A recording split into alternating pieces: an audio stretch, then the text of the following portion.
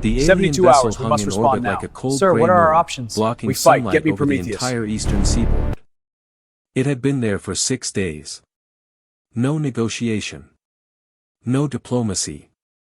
Just a single transmission, translated by United Earth Command's best linguists in under 40 minutes.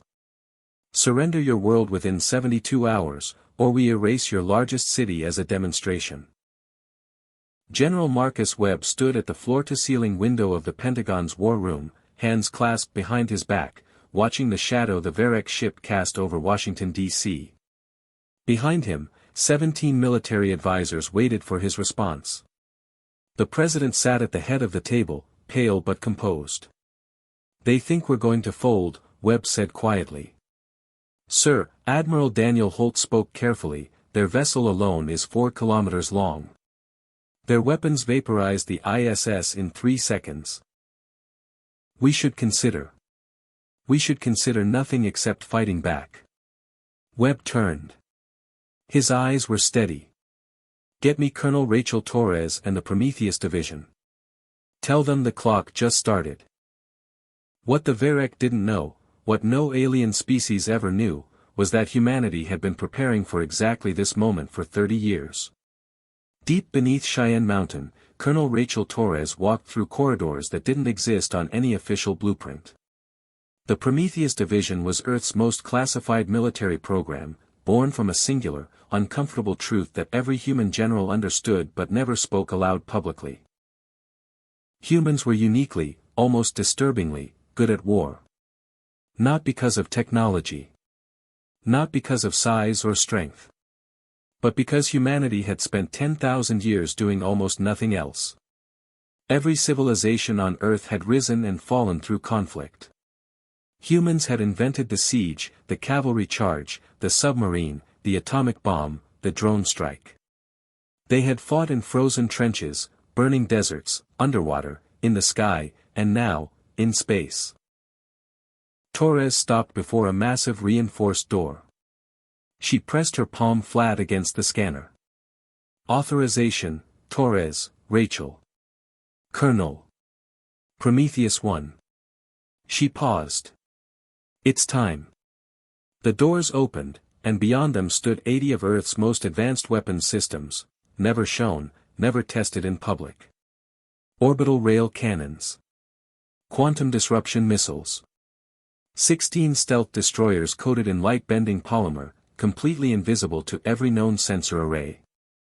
And at the center of it all, Ares 1. Humanity's first true warship. Built not for exploration. Built for exactly this. The Varek High Commander, Zethar, received no formal reply to the ultimatum. Instead, his sensor officer went pale beneath his gray exoskeleton. "Commander, multiple launches detected from the surface. Dozens of," the officer stopped. "I am losing tracking signatures." "Commander, I am losing them." Zethar stepped forward. "That is impossible. They are gone from sensors."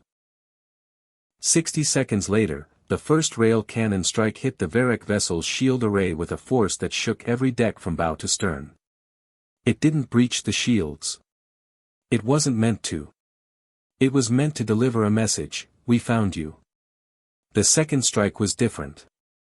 A quantum disruption missile detonated 20 meters from the shield generator housing, and the electromagnetic pulse that followed didn't just knock out the shields.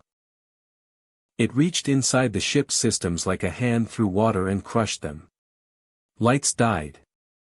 Weapons went cold.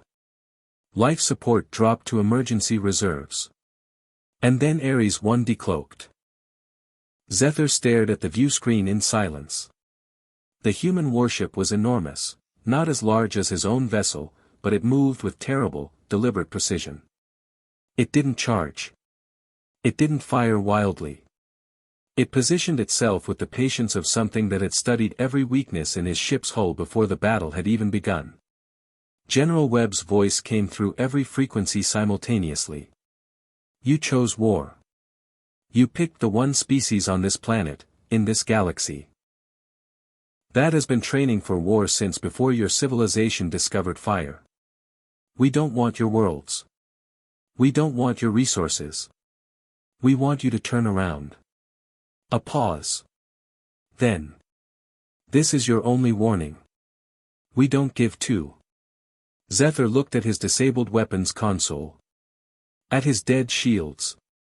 At the 16 human vessels now decloaked and surrounding his ship from every angle, positions he hadn't even believed were tactically possible.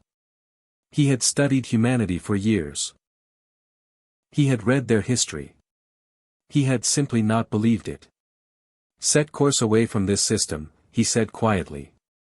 Maximum speed. Back in the war room, someone started clapping. Then everyone did.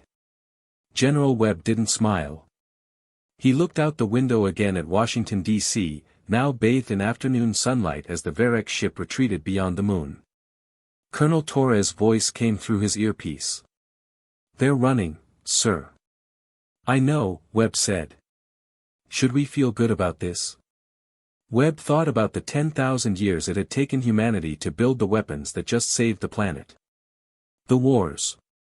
The suffering. The long, brutal education of a species that never seemed to stop fighting, each other, the elements, the universe itself. We should feel grateful, he said finally, that when the real enemy showed up, all that practice meant something. He turned from the window and walked back to work. There were 17 more Varek fleets still out there, somewhere beyond the dark. Humanity had a lot more preparing to do.